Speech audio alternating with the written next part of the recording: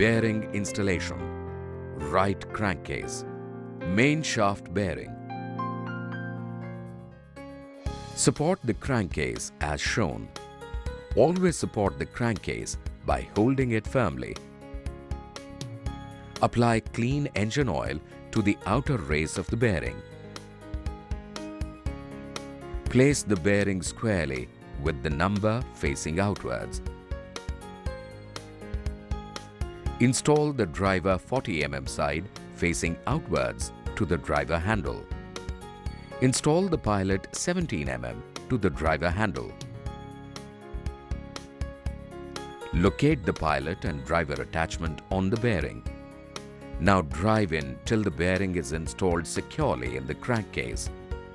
Ensure that the bearing is seated properly in the crankcase. Now install both the bearing set plates and bolts.